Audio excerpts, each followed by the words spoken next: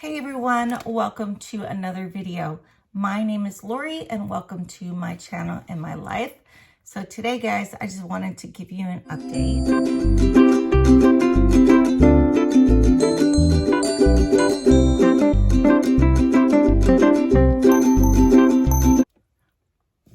I am back in Arkansas. I have been home for about a little over a week and a half. I came in on the 21st, right before Christmas. It's been a Christmas again. I will tell you though, the greatest present I could ever ask for or get was my dad making it through this massive surgery that he had to have. So, you may know from my other videos, let me grab a drink of water first, real quick.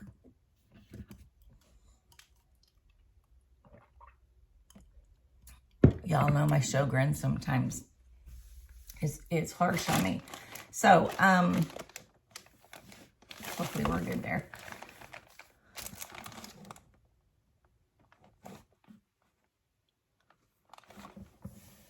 Okay, there.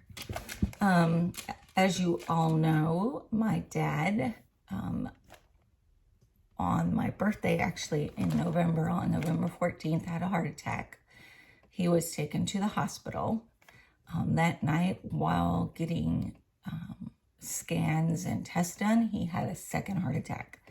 So they went in and checked his heart.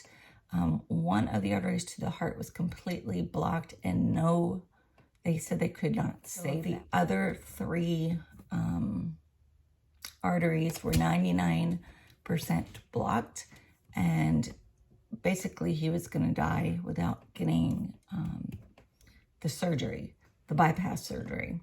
So I was still here in Arkansas. We were all trying to figure out what to do, who to be there. As you know, hospitals don't let anybody in anymore. So my mom was in there. Mom's on oxygen and needs help.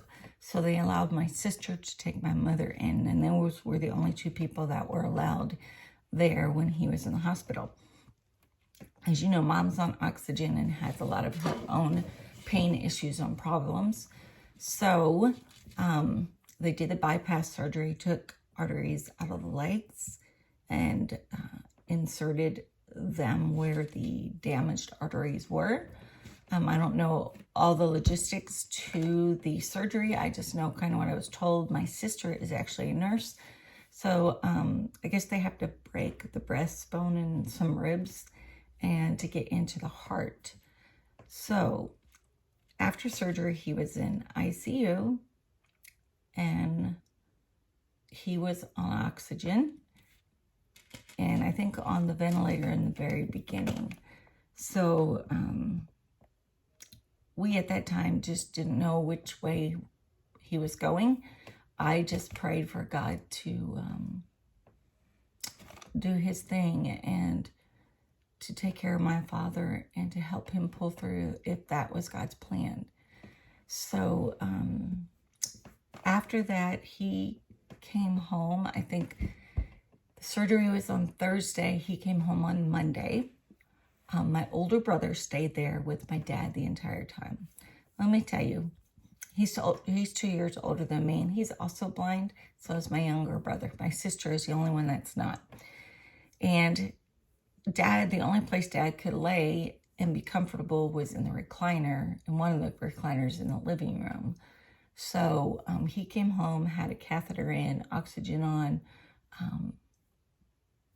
I hate to say it this way, but he looked like death the first time I seen him. It hit me very hard, and it's just something I can't forget. I'm still dealing with what happened to him and how it's affected me. His mortality, you know, was so real when I seen him. So after that, I got there on Monday. I think it was Tuesday or Wednesday. The catheter had caused an infection. He was in a lot of pain from it. Nobody could take it out. They were supposed to have taken it out, but they didn't take it out because the orders weren't done at the hospital to take it out when he left.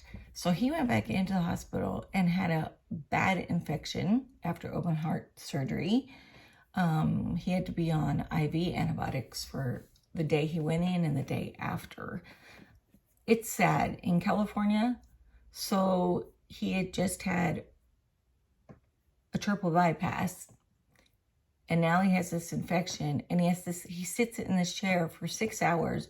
None of us were allowed to go in there. It took 6 hours to get a bed for him to lay down. They put him in a bed, put him in a hallway with a bunch of other people that were just lined up down the hallway that were needing to be seen. And I don't know, as a person with heart surgery, I would think that it was, I don't know how to say it. Everybody needs to be seen. I understand that. But there's got to be priority. You know what I mean? They had 48 people needing beds. So we brought him in at 8:30 in the morning. They made us go home. He didn't get a bed till 11:30 that night in room. So finally, you know, they moved him up to the room. He stayed in there for a day so they could keep pumping antibiotics in him. Took out the catheter, thank God, because he really didn't need it in anymore. He was able to pee by himself. And then he came home. So there was still lots and lots of care, 24-hour care. Like I said, my brother was there. He laid on the floor next to my dad. Every time my dad breathed or moaned or said something, he was up. He had everybody's oxygen crossed over the correct way so nobody got tangled up, which I'm glad of, because you had 3 blind kids in a house with 2 people that have oxygen tubing just everywhere. Guys, I don't know how he did it. He was a saint, and I love him. Thank you, Ronald. And let's see. So he started to heal. I was cooking and cleaning and tending to laundry and any kind of stuff that needed to be done, domestic stuff that needed to be done, plus helping with my father.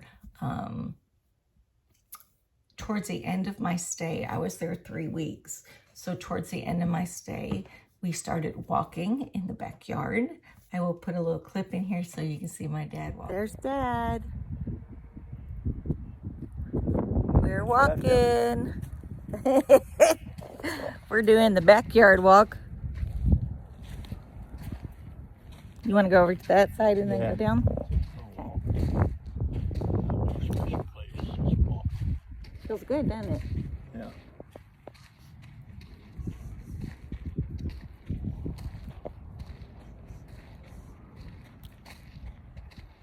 Like spring. I only filmed like this clip and some Christmas tree pictures. When we put up the Christmas tree, I didn't take pictures of my dad at all during this time, or my mom. It was not the time for photos. It wasn't vacation. So he and I started walking around in the backyard. They have a pretty big backyard. So we would walk the fence and come around, and then we would do 1 lap. And so the first day we did 1 lap. And then the second day we did 2 laps, and we stayed at the 2 laps. His knee was starting to hurt, and then it started getting colder. They live in the high desert, and mind you, it gets cold in the high desert. So my dad, they told him not to be out walking under 50 degrees because of the risk of pneumonia. So he had to wait for that. So there were several days where we weren't able to go out and walk. But, okay, so listen to this. Mom and I are putting up Christmas decorations. The thing to do. I'm trying to bring Christmas spirit into the house. You know what I mean? And we turn around and someone rings the doorbell. So I open the door, and it's my dad. I'm like, how did you get out there? Well, in the front yard, there's a chair so he can sit and enjoy the sun, which we've done together. He's never just went out by himself. He said, you guys didn't even miss me. He said, I went out back, sat on the swing for 20 minutes, came back in, went out the garage, walked around, and sat down in that chair. But I thought I'd let you know. I could have killed him. I'm like, you can't just walk around and not tell anybody where you're at. You got to condition, you know what I mean? So Mom and I just, it was funny. It was hilarious, him standing on the other side of the door in his bathrobe and his slippers, sitting out front. So that was funny.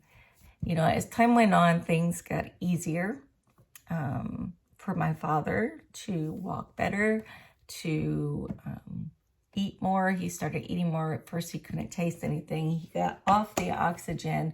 His blood ox was, you know, between 70 or 94 and 98 all the time. So they said that was good. So we only had one set of oxygen tubes. So I left on the 21st, and it broke my heart to leave because I was still worried, but I had seen the progress my dad had made. The color was back into his skin. When we first got there, or when I first got there, he was just gray. It was like translucent. It looked like death. And as time went on, he started getting back color. And one day, the day before I left, he walked around the backyard by himself. And he came in and he said, "Hey, I walked around the backyard." I said, "Why didn't you come get me?" And he said, "I've got to do it." So I did feel better that he was out doing that. I felt better. The oxygen was gone and he was healing, and he was sitting up and coming to the table, and just his normal stuff. He got on his computer, played some games, just some normal things people should do. So I've been checking on him since I got home, and he's doing great. He's driving, and that is what he really wanted to do because he doesn't want to stay in the house. He likes to get out every day and do something. So Mom said today he went to the donut shop to say hi to some friends, which is awesome. And she is driving again. Also, my mom hasn't drove in, I think it was 3 or 5 years since she's been on oxygen. And so she had to drive. She was the only one who could drive to the hospital, who could pick things up, who could go to the store. I did try to teach her Instacart and DoorDash because you can get groceries through those places or food. Yes, there's delivery fees or subscriptions, but when you're older and you're on oxygen, it's nice to get out, of course, but when it's bad weather, you can always DoorDash something or Instacart something. So I showed her that, and hopefully that she remembers how to do that. And they're doing great. So this morning, like I said, I talked to Dad, went to the donut shop. Mom says she's doing good. She's started doing the laundry again. I did the laundry the whole time I was there for them, mine, my brother's, and theirs. Neither of them can really lift laundry. So Mom does enough to do one load of laundry, and that is all that she needs to do at a time. So I'm happy. I miss them though. I feel really blessed and honored that God provided me with a chance to be of service to my parents. You know, do what they need you to do, no matter what it is. I was going to do it. I was going to take care of them. And now they are self-sufficient and getting better. And next time I go there, I can't wait to see Dad driving and walking and healed. So normally I go every 6 months is about when I go. So I'll probably go in summer sometime, stay for a couple of weeks. So that's it, guys. This is my update on my life right now. So I'm home. I'm starting to film. I've got to get back in the swing of things. The first week was, you know, emotionally, mentally, and physically hard.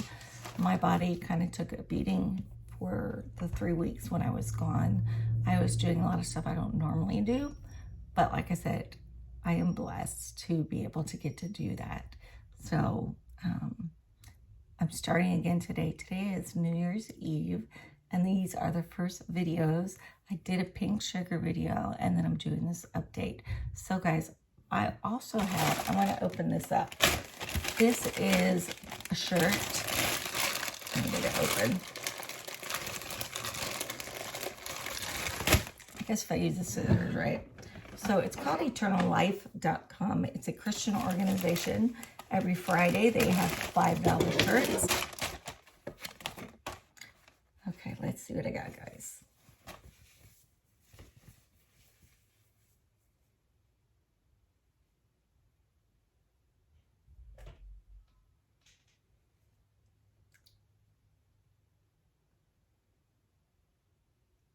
Oh, it says, hello, good days.